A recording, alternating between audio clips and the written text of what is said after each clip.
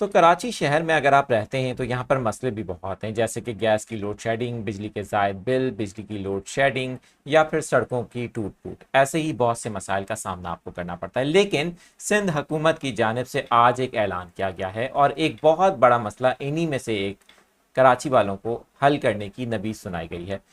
ये मसला क्या वाकई हल होगा और ये मसला है क्या, मैं आपको सब कुछ बताऊंगा। मेरा नाम आदिल अजीज़ खानज़ादा है, आप देख रहे हैं न्यूज़ 24/7 उर्दू। अगर पहली बार चैनल पर आए हैं तो सब्सक्राइब का बटन मौजूद है, सब्सक्राइब करें, बेल आइकन प्रेस करें, ऑल नोटिफिकेशंस पर क्लिक करें ताकि इस तरह की मालूमाती वीडियोस आपको मिलती रहें।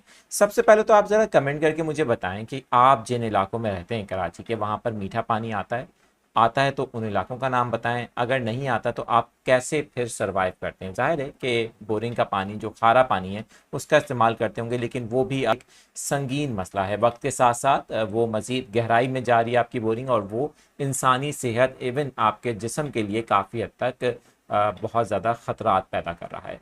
लेकिन मेयर कराची की जानिब से जो अनाउंसमेंट की गई है वो ये है कि जो मंतक उन्होंने पेश की है कि एक मंसूबे पर काम शुरू किया गया है जो कि हब कनाल से वैसे भी एक कनाल तो पहले भी है, लेकिन वो खस्ता हाली का शिकार हो गई है। तो एक नई कनाल बनाई जा रही है जिससे कराची को 100 MGD पानी इजाफी मिलेगा, और इस तरह से कुल मिला के 12 महीनों यानी कि एक साल के अंदर कराची को तकरीबन 200 मिलियन गैलन पानी मुहैया होगा।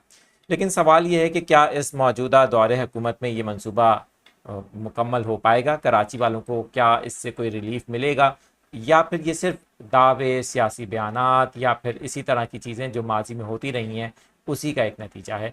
आप ज़रूर कमेंट करके बताइएगा इस खबर के ऊपर जो अनाउंसमेंट मेयर कराची मुर्तज़ा वहाब ने की है, और ये भी कि आपको पानी से मुतालिक किस तरह के कराची में मसाइल का सामना करना पड़ता है।